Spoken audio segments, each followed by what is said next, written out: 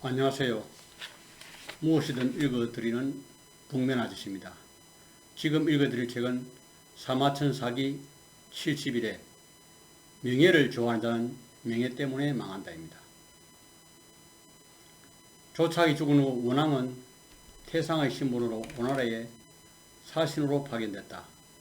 우왕은 그에게 군대를 통솔해달라고 청했지만 원왕은 거절했다. 그러자 우왕은 그를 주기 위하여 도의를 파견하여 500명으로 원왕을 포위하여 군대 안에 가두었다. 그런데 원왕이 원나라에서 성상으로 재직할 때 한 종사관이 원왕의 시녀를 좋아하여 그녀와 통정한 적이 있었다. 그때 원왕은 그 사실을 알면서도 내색하지 않은 채 그 사람에게 전과 같이 잘 대우해주었다. 하지만 어떤 사람이 그 종사관에게 원왕이 내가 그의 시녀와 통정한 사실을 알고 계신다고 일러주자 그는 곧바로 도망쳐버렸다. 그러자 원왕은 말을 타고 쫓아가 시녀를 그에게 주고 다시 종사관으로 일하도록 했다. 그런데 원왕이 오나라 사순을 가서 갇혔을 때 바로 그 종사관이 원왕을 포위하는 조위사마를 맡고 있었다. 그는 자신의 옷가지 등을 팔아 2,000마리의 술을 샀다. 마침 날씨는 매우 춥고 병사들은 배도 고프고 목도 말랐다. 이때 그가 병사들에게 술을 마시게 하니 모두 술에 취하여 잠이 들었다. 밤에 그 사마는 원왕을 깨웠다. 나리께서는 지금 탈출하셔도 됩니다. 왕은 내일 아침에 나리를 죽이려 하고 있습니다. 이 말을 들은 원왕은 적잖이 의심스러워하여 물었다. 당신은 누구신가요? 저는 바로 옛날 나리의 시녀를 몰래 좋아했던 종사관입니다. 이 말을 듣고 원왕은 우선은 놀랐고 그런 다음에 살을 하였다. 그대가 다행히도 가족이 생겼는데 나는 이런 일로 그대에게 피해를 줄 수 없네. 그러자 그가 대답했다. 나리가 떠나시면 저도 금방 도망갈 것이고 우리 가족은 이미 숨겨놓았습니다. 걱정할 것이 없습니다. 그러고는 군막을 칼로 찢고 원왕을 인도하여 잠든 병사들 사이를 빠져나와 도망쳤다. 5초 반란이 진압되는 원왕은 초나라 청상이 되었다. 원왕은 상사하여 의견을 제안해서 채택되지 않았다. 그는 병으로 사직하고 집에서 쉬면서 마을 사람들과 어울려 살았고 닭싸움이나 개, 경주 등의 노래를 즐겼다. 그렇던 어느 날 극명이라는 혈객이 원왕을 방문했는데 원왕은 그를 겁진이 대접했다. 그러자 어떤 부자가 원왕을 비난했다. 극명이란 자는 도박꾼이라는데 왜 그런 자와 교류를 하시는 것입니까? 이에 원왕이 그를 질책하였다. 극명이 도박꾼인 것은 사실이요. 하지만 그의 모친이 죽었을 때 장례에 참석한 사람들이 타고 왔던 수리만도 1,000대가 넘었어. 이는 그에게 다른 사람을 뛰어넘는 점이 있음을 말해주고 있어. 인생은 언제나 위급한 일이 있는 법이요. 어떤 사람이 유난을 당하여 문을 두드리고 도움을 청할 때 집에 가족이 있다는 이유로 회피하지 아니하고 또 집에 없다는 이유를 내세워 받아주지 아니함이 없으니 천하 사람들이 칭송하는 사람은 오로지 개심과 극명밖에 없어. 지금 당신은 항상 몇 명이 말을 타고 따라다니지만 만약 위급한 일이 일어나면 과연 그들을 믿을 수 있겠소? 그러고는 그와 질주하였다. 사람들이 이 말을 전해 듣고 모두 원왕을 칭송하였다. 원왕은 비록 고향에 내려와 무채 살았지만 황제는 자주 사람을 보내 계책을 물었다. 경제의 아우인 양왕은 경제의 후계가 되고자 희망하였는데 원왕이 가난한 뒤 양왕의 말은 묵살되었다. 양왕은 이 때문에 원왕의 양심을 품게 되어 사람 보내 원왕을 죽이려 하였다. 자기의 관중에 도착하여 원왕의 사람됨에 대해 사람들에게 물어보니 모두 입에 침이 마르도록 그를 칭찬했다. 자객은 곧 원왕을 찾아가 말했다. 저는 양왕의 돈을 받고 당신을 죽이려 하였습니다. 그런데 당신은 중하고 신중한 분으로서 도저히 죽일 수가 없습니다. 하지만 이후에도 당신을 죽일 사람은 아직도 10여 명이나 되니 부디 조심하십시오. 원왕은 매우 불쾌하였고 집안에 여러 가지 기한 일이 일어나 점쟁이를 찾아가 정을 보았다. 그리고 돌아오는 길에 양왕이 보낸 자에게 칼을 맞고 숨을 거두었다. 이 개혁가는 온전하게 죽기 어렵다. 조착은 영천군 사람으로 지연의 장애 선생으로부터 상한과 신불의 혁명학을 배웠는데 낙양의 송명과 유래 등과 같이 배웠다. 그는 문학에 영통하여 태상장고에 임명되었다. 조착은 성격이 엄격하고 강기였으며 인정미가 적었다. 쇼문제 시기에 천하에는 상세에 통달한 사람을 찾아볼 수 없다. 다만 진나라 시절의 박사였던 복생이라는 사람이 상세에 통달하고 있었지만 그는 이미 90세를 넘긴 노인이었으므로 조정에 불러낼 수 없었던 것이다. 그래서 태상에서 사람을 파견하여 그에게 배우도록 하였다. 태상은 조직착을 파견하여 복생에게 상서를 배우도록 하였다. 조착은 배우고 난 뒤 돌아가서 곧 상서를 인용하여 국가의 유리한 일을 상사하여 진술하였다. 황제는 그를 차례대로 태자의 사인 문대부 가령의 직위에 임명하였다. 그는 논변에 뛰어나 태자의 총애를 받았으며 태자의 집에서는 그를 지혜주문이라고 불렀다. 쇼문제 시기에 조착은 몇 번에 걸쳐 제후를 약화시키는 일과 법령이 수정되어야 할 점 등을 상사에 요구하였다. 상서가 수십 번이나 이어져 조문제는 비록 그의 건의를 받아들이진 않았지만 그의 재능을 칭찬하고 그를 중덕으로 승진시켰다. 당시 대자는 조착의 계책을 칭찬했지만 원앙 등 공신들 대부분은 조착을 싫어하였다. 유씨의 천하는 안정되었지만 조씨 가문은 위험에 빠졌다. 이었고 문제가 죽고 태자가 저기하니 바로 경제였다. 경제는 즉시 조착을 내사 임명하였다. 조착은 자주 황제에게 별도로 자기의 진언을 들어달라고 청하였고 황제는 언제나 받아들였다. 그가 총애를 받는 것은 우경보다 더 높았고 그는 많은 법령을 바꾸었다. 성상 신두가는 조착을 매우 못마땅했으나 어찌할 도리가 없었다. 당시 조착이 일하던 내사부는 고조의 아버지를 모시는 태상묘의 경내에 있었는데 문이 동쪽에서 출입이 매우 불편했다. 이에 조착은 남쪽으로 출입할 수 있도록 묘의 바깥 땀에 2개의 문을 내어 남쪽으로 출입할 수 있도록 만들었다. 이 소식을 들은 성상은 매우 분노하고 이번 조착의 과실을 황제에게 주청하여 조착을 추설하도록 청할 생각이었다. 조착은 이 소문을 듣고 밤중에 경제를 찾아가 단독 면담을 청하여 상사에게 정황을 설명했다. 성상 신도가는 상주를 하여 조착이 자기 마음대로 태상묘의 담에 문을 냈다고 진술하면서 마땅히 정의에게 넘겨주게 한다고 했다. 하지만 황제는 이를 묵살했다. 그것은 묘의 담이 아니라 바깥쪽 담에 불과한 것이니 법을 어겼다고 할 수가 없어. 성상은 사자했다.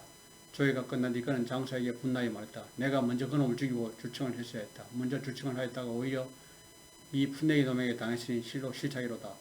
성상은 끝내 그것이 병으로 도져 쓰러진 후 세상을 떠났다. 조착은 이로 인하여 더욱 높아지고 유명해졌다. 조착은 의사대부로 승진하여 제후들의 제과를 들어 그들의 봉지를 삭감하고 그들 봉투 변경에 있는 군을 몰수하자고 주청했다. 상소문에 올라가자 황제는 공경 여루 중치를 불러 모아 의논하게 하였는데 아무도 감히 반대하지 못했다. 오직 두영만이 반대하여 이유로 두영은 조착과 사이가 벌어지게 됐다. 조착이 고친 법령은 30장이 이르는데 제후들은 모두 소리 높여 조착을 공개하였다. 어느 날 조착은 원앙이 예전에 원나라 재상을 줄 때 뇌물을 받았다는 혐의를 씌워 치조하게 되었다. 그러나 원앙은 정집행이 보류되고 다만 판면을 거쳤다. 조착의 아버지가 아들의 소식을 듣고 영천에서 올라와 아들에게 이렇게 말했다. 폐하께서 저기 하신 지 얼마 되지도 않아서 내가 정치를 마음대로 하여 제후들의 봉투를 삭감하고 다른 사람의 고륙 사이를 멀어지게 하여 사람들이 이르길 너를 원망하는 자가 많다니 어찌하여 그런 짓을 하느냐. 그러자 조착은 이렇게 대답하였다. 당연하신 말씀입니다. 그러나 이와 같이 하지 않는다면 천자는 존귀해 줄 수 없고 국가는 안녕을 얻을 수 없습니다. 이 말을 듣고 난 아버지는 크게 탄식하면서 이렇게 하여 유씨의 천하는 안정되었지만 조씨는 곧 위험해졌다. 나는 너를 따라 돌아가겠다 라고 말하고 약을 마시고 자살하였다. 자살할 때 그는 이렇게 말했다. 나는 큰 화가 닥치는 것을 참아두고 볼 수가 없구나. 조착의 아버지가 죽은 후 10일이 지나 5초 7구의 날이 지났는데 조착을 죽인다는 것을 명분으로 내세웠다. 두영과 원앙이 궁에 들어갔고 황제는 명령을 내려 조착을 조복을 입힌 채 동시에서 참하도록 하였다. 조착이 죽은 뒤 알자복야 동공은 교회에 임명되어 오초를 공격할 때 장군을 위임하였다. 그는 돌아와서 군사 상황을 보고하고 황제를 알아냈다. 황제가 물었다. 그대가 오초에서 돌아왔는데 과연 반란군들이 조착이 죽은 사실을 알고 병사를 거두었는가? 이에 동공이 대답했다. 왕이 반란의 뜻을 품은 지는 이미 10수년입니다. 다만 봉지를 삭감 다하자 분개하여 조착을 추설한다는 명분을 내세워줄 뿐 그의 본심은 조착에 있지 않았습니다. 신은 이제 천하의 선비들이 입을 다물고 폐하께 직언을 하지 않을까 염려스럽습니다. 그러자 황제는 그게 무슨 연유에서인가라고 물었다. 조착은 제후들이 강대해져서 그들을 통제할 수 없게 될까 극장가득에 그들의 봉투를 삭감하도록 주청함으로써 경사를 존중하도록 한 것으로 실로 만세 이익이 되는 것입니다. 그러나 이러한 계획이 겨우 시행되어 있을 때 뜻밖에도 그가 사륙을 당했으니 안으로는 충신의 입을 맞고 밖으로는 제후를 위하여 원수를 갚아주는 격이 되었습니다. 신은 폐하께서 그렇게 하시지 않았어야 한다고 생각합니다. 이 말을 들은 경제는 오랫동안 아무 말도 없이 생각이 잠겨있다가 드디어 말문을 냈다. 그대의 말이 맞소. 나도 그 점을 부인하고 있어. 그러고는 동공을 성량 중위에 임명하였다. 40. 장석지 열전. 아랫사람이 윗사람을 흉내내는 것은 메아리가 대답하는 것보다 빠르다. 진심으로 백성을 위한 자를 중용하라. 정의 정석지는 두양 사람으로서 자는 계이다. 그의 형 중과 함께 살았고 집안이 유복하여 기량으로 일하면서 문제를 생겼다. 그러나 10년이 되도록 성진도 되지 않고 공을 세우지도 못했다. 그러자 장석지는 한탄에 맞지 않았다. 오랫동안 벼슬하면서도 집이 재산만 축냈을 뿐 이뤄놓은 것이 하나도 없구나. 그러면서 벼슬을 그만두고 고향으로 내려가랬다. 그때 평소 그의 현명함을 알고 있었던 중랑장 원왕이 그가 벼슬을 떠나는 것을 안타깝게 여기고 황제에게 부탁하여 알자로 일하도록 하였다. 장석진은 황제를 면담한 자리에서 정치에 대한 의견을 말을 했다. 그러나 황제는 추상적인 문제보다는 구체적인 일을 말해보라고 말했다. 이에 장석진은 진나라가 왜 천하를 잃었으며 한나라는 어떻게 천하를 얻을 수 있었는가를 구체적으로 차근차근 장시간에 걸쳐 설명해 나갔다. 황제는 그 이야기에 흠뻑 빠져들었고 이튿날 그를 알자복야에 임명하였다. 하루는 장석지가 황제를 수행하여 상림원의 호근에 갔다. 황제가 상림원 관리들에게 동물에 관해 여러 가지를 물었다. 하지만 10여 명이나 되는 관리들 중에서 대답을 확실히 한 자가 없었다. 그때 마침 그곳을 지나가던 상림원 세포가 황제의 질문을 듣더니 막힘없이 대답을 했다. 마치 메아리가 울려 퍼지듯이 그의 답변은 청산유수였다. 황제가 칭찬하여 이렇게 물었다. 관리란 이 정도는 되어야 하지 않겠는가? 그러면서 장석지를 시켜 그 세포를 상림원의 책임자로 임명하기로 했다. 잠시 생각해 보던 장석지가 황제에게 물었다. 폐하께서는 주발대금을 어떻게 생각하십니까? 황제가 그야말로 덕이 있는 사람이라고 대답하자 장석지가 다시 물었다. 그럼 동양호 장상년은 어떤 사람이라고 보십니까? 그도 역시 덕이 있지. 그러자 장석지는 이렇게 말했다.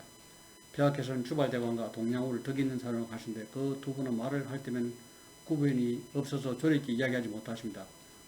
그 색부처럼 수다스럽고 척척 대답하는 것은 그분들은 결코 하실 수 없습니다. 또 진나라는 하국관리에게 정치를 맡긴 적이 있습니다. 그들은 세밀한 정을 파헤쳐내는 것을 자랑으로 삼고 있었습니다. 하지만 그것은 겉으로만 형식을 보기 좋게 갖췄을 뿐 백성을 위한 바가 전혀 없었습니다. 따라서 황제는 스스로의 잘못을 들을 기회를 가지지 못한 채 나라가 난로 기로 이체 황제에 이르러 드디어 무너진 것입니다. 지금 폐하께서는 세포의 영리한 대답을 높이 평가하시고 그를 중용하라 하십니다. 그렇게 된다면 천하는 바람이 휩쓸리듯 앞을 다투어 말대주만 일삼으며 실질이 없어지지 않을까 염려되옵니다. 아래 사람들이 윗사람의 영향을 받는 것은 그림자가 주인 모양을 따르고 메아리가 소리에 대답하는 것보다 빠릅니다. 그러므로 폐하의 어떠한 거동도 모두 신중하지 않으면 안됩니다. 이 말을 들은 황제는 과연 맞는 말이요. 다시는 색부 얘기를 올리지 않았다. 이때 황제는 수레에 올라 궁으로 들어가면서 장석지를 불러 같이 타고 갔다. 수레는 느린 속도로 갔고 황제는 장석지에게 진나라의 병폐에 대하여 물은데 장석지는 모두 사실 그대로 실제 상황을 파했다. 황제는 궁중에 돌아와서 곧 명령을 내려 장석지를 공거 사마령에 임명하였다. 법이 편향되는 백성들이 믿고 살 데가 없다. 어느 날 태자가 동생과 함께 수레를 타고 어전회에 나가면서 궁궐 문에서 내리지 않고 그냥 지나갔다. 이에 장석진이 뒤쫓아가서 수레를 멈추게 한 다음 대궐문에서 내리지 않은 행위를 불경제로 다스리고 이 사실을 장국에 보고하였다. 이 소식이 태국에 알리자 황제는 태국에 찾아가 관을 붙고 정중히 사과했다. 자식을 제대로 가르치지 못했습니다. 그러자 태우는 사람을 지켜 황제의 명령에 의해 태자를 용서받도록 시켰다. 태자와 동생은 그런 다음에야 비로소 대궐을 들어갈 수 있었다. 얼마 지나지 않아 장석진은 중랑장으로 승리하였다. 언젠가 만주백가들이 황제를 수행하여 나들이를 간 적이 있었다. 황제는 북쪽 절벽에 올라가 먼 곳을 바라봤다. 그러면서 옆에 있던 신부인에게 가야금을 타게 하고 황제가 노래를 부르는데 그 곡제가 매우 처량하였다. 이었고 황제가 신하들에게 말했다. 슬프다. 나 역시 죽게 될 텐데 저 앞산에 아름답고 단단한 돌로 바깥 너를 만들고 모시와 솜을 쓸어 틈을 막아 그 위에 옷으로 칠해두면 누구도 관을 열어보지 못할 것이다. 그러자 좌우에 있던 신하들이 모두 지당하신 말씀이옵니다. 라고 말했다. 하지만 장석진은 앞으로 나가더니 이렇게 말했다. 그 관 안에 감나가는 부분을 넣어둔다면 제 앞산은 그들을 바깥늘로 하고 쇠를 녹여 이를 굳게 만들더라도 반드시 꺼낼 틈이 있게 될 것입니다. 하지만 그 안에 욕심낼 물건이 없다면 비록 돌로 만든 곽이 없더라도 걱정하실 필요가 없습니다. 황제는 이 말을 듣더니 과연 그대의 말이 옳도다라고 칭찬했다. 이후 장석진은 정의로 승진하였다. 그 얼마 후 황제가 나들이 행사를 나가면 다리에 있을 때 갑자기 한 사내가 다리 밑에서 급히 나와 황제가 탄 수레를 끄는 말이 놀라 껑충되었다. 호위병이 즉시 그 사내를 잡아 장석지에게 넘겼다. 장석진은 그를 치조하자 그는 다음과 같이 대답했다. 저는 장안에 살고 있사온데 오늘 이 거리를 지나다가 행차 소리가 들리기에 얼른 다리 밑에 숨었습니다. 얼마나 지나 이제는 지나가시겠구나 생각하여 나왔는데 아직 소리와 말이 보여 급히 달아났던 것입니다. 잠시 후 장석진은 판결을 내렸다. 혼자 행차를 범한 것이므로 벌금형에 해당한다는 판결이다. 이 소식을 전해들은 황제는 매우 화가 났다. 이것으로 그를 길을 마치겠습니다.